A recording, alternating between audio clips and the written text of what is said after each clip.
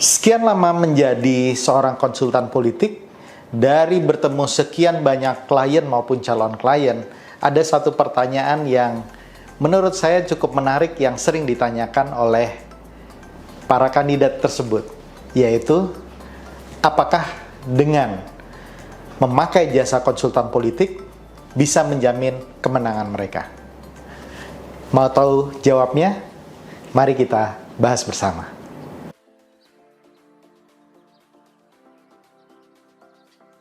Hai Sobat Politician Academy. Hari ini kita akan membahas sebuah pertanyaan menarik yang sering ditanyakan oleh calon klien atau mereka yang ingin bertarung di apakah itu legislatif atau sebagai kepala daerah. Pertanyaannya adalah, apakah memakai jasa konsultan politik bisa menjamin 100% kemenangan? Nah, ini menarik. Kenapa? Karena penjelasannya bisa kita berikan penjelasan yang pendek, tapi bisa kita berikan penjelasan yang komprehensif. Tetapi saya ingin memberikan sebuah ilustrasi dulu. Karena bagi saya pertanyaan itu sama saja kalau kita menanyakan apakah kalau kita vaksin bisa menjamin kita tidak akan tertular COVID lagi. Apakah kalau kita memakai helm atau di mobil kita memakai seat belt, apakah menjamin bahwa kalau kita kecelakaan kita akan selamat, ya. Ini logika-logika yang kurang lebih mirip seperti itu, di mana apakah vaksin bisa menjamin 100% kita terlepas dari virus COVID-19? Pertanyaannya tidak. Ya, kenapa? Karena virus ini terus berkembang, ya. Virus yang baru yang namanya Omicron juga bisa menyerang mereka-mereka yang sudah divaksin. Tetapi pertanyaannya, dengan adanya vaksin, atau jawabannya dengan adanya vaksin, maka antibodi badan kita menjadi lebih baik pada saat virus tersebut datang, sehingga dampak atau akibatnya tidak terlalu buruk. Sama saja dengan memakai helm kalau kita memakai motor, ya. Kalau kita jatuh terjadi kecelakaan, amit-amit, maka kepala kita akan lebih terlindung dibandingkan kalau kita tidak memakai helm, ya, di mana kepala bisa langsung menyentuh aspal dan mengakibatkan akibat yang fatal, ya. Atau sama juga seperti kalau kita naik mobil dengan memanfaatkan seat belt, apakah itu bisa menjamin kita selamat 100%? Tidak ada yang bisa menjamin, ya. Karena sekali lagi, fungsi dari seat belt adalah memberikan perlindungan kepada kita sehingga efek atau akibatnya tidak menjadi buruk. Jadi balik kepada pertanyaan tadi, apakah konsultan politik bisa menjamin kemenangan 100% seorang kandidat atau klien? Jawabannya adalah tidak, ya. Mungkin ini jadi kabar buruk bagi Anda, tapi ini adalah sebuah jawaban yang jujur. Anda bisa sebut 10 konsultan terbaik di negara ini, ya, yang rata-rata berkantor pusat di Jakarta. Tidak ada satupun konsultan politik yang bisa memenangkan 100% klien-kliennya. Mungkin mereka memasang di website mereka memasang di publikasi mereka, calon-calon yang sudah dimenangkan. Tapi pertanyaannya, mereka tidak pernah memunculkan klien-klien yang memakai jasa mereka dan kemudian kalah. Mungkin kalau menangnya banyak, mungkin kalahnya juga banyak, tapi tidak pernah dipublikasikan secara terbuka, tentu saja sebagai alat promosi. Ya, jadi ini yang saya ajak teman-teman untuk melihat ini lebih jelas lagi mengenai jasa seorang konsultan politik, karena konsultan politik bukan dukun, ya, yang bisa meramalkan kemenangan A atau B, ya. Dukun saja atau cenayang saja bisa juga salah, gitu ya. Jadi konsultan politik bekerja dengan sebuah metode tertentu, dengan sebuah cara-cara tertentu dalam meramu sebuah strategi, dalam meramu sebuah pendekatan yang terbaik bagi klien tersebut, sehingga klien tersebut bisa memenangkan. Apakah pasti menang? Sekali lagi, tidak ada yang bisa memastikan kemenangan di dalam sebuah pertarungan politik. Kenapa begitu? Karena untuk sebuah kemenangan terdapat berbagai unsur yang bisa mendukung kemenangan tersebut. Jadi unsurnya bukan semata-mata dari konsultan politik saja. Jadi saya di dalam vlog-vlog saya sebelumnya menyebutkan at least ada 4 alasan mengapa seorang kandidat itu bisa menang? Tentu saja yang pertama adalah figurnya, backgroundnya, pencapaiannya, kualitas dari sang kandidat itu sendiri. Kemudian yang kedua, kita masuk kepada tim sesnya. Karena sang kandidat tidak mungkin bisa bekerja sendiri. Dia pasti membutuhkan orang lain untuk menunjang dia. Nah, bagaimana tim sesnya bisa solid dan loyal terhadap sang kandidat menjalankan strategi-strateginya, ini juga merupakan kunci yang penting. Jangan sampai kandidatnya baik, tim sesnya kemudian morotin dari dalam, cuman kemudian gold digger mencari keuntungan pribadi, sehingga akhirnya kandidatnya terkorbankan. Jadi unsur kedua itu adalah tim sesnya bagaimana. Unsur ketiga, dananya bagaimana. Tentu saja sekali lagi kalau saya selalu mengatakan dana dan logistik, bukan berarti dana logistik yang berlebih, tapi dana logistik yang mencukupi. Ya, tidak perlu berlebih karena ini berguna sebagai oli mesin politik Anda, berguna untuk operasional dari political cost yang Anda keluarkan. Jadi dana juga penting. Nah, yang berikutnya, faktor berikutnya baru kita berbicara mengenai strategi. Dananya bagus, orangnya bagus, tim sesnya bagus, strateginya tidak tepat dan tidak terukur, berantakan. Dan disinilah fungsi dari konsultan politik memberikan strategi-strategi yang tepat kepada calon kandidat dan tim sesnya dalam membimbing. Karena tugas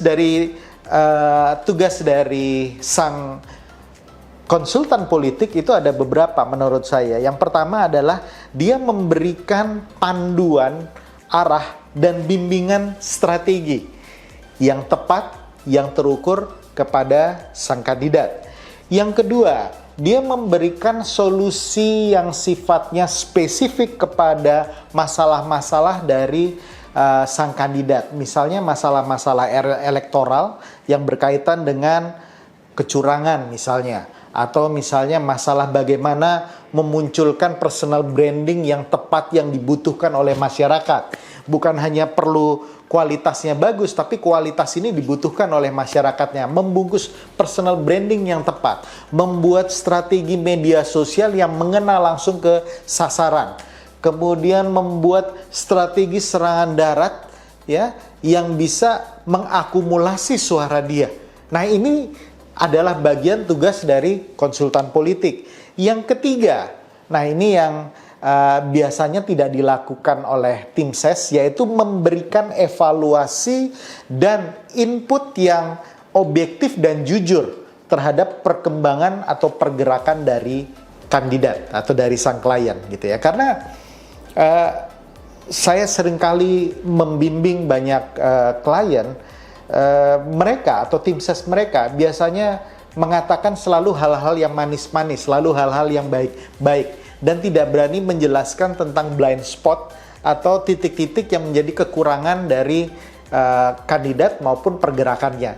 Nah, disinilah manfaat dari konsultan politik memberikan evaluasi dan masukan yang jujur, apa adanya, objektif, yang kemudian bisa membantu pergerakan ini menjadi semakin baik lagi ya. Karena mohon maaf kalau kandidat hanya mendengarkan dari tim sesnya saja, kadang-kadang terbuai merasa pasti menang, merasa pasti beres, semuanya under control, semuanya beres, semuanya mantap bos gitu ya. Nah, ini yang kemudian bisa menjadi permasalahan di kemudian hari dalam pergerakan sang kandidat. Jadi menurut saya, kembali lagi kepada pertanyaan tadi, apakah bisa menjamin kemenangan? Saya jawab pertama kali tidak bisa menjamin kemenangan, tetapi dengan strategi yang diberikan, dengan evaluasi yang diberikan, dengan arah yang diberikan, ini akan membuat kemungkinan Anda untuk menang itu menjadi lebih besar ya dibandingkan dengan kandidat lain yang tidak memakai konsultan politik.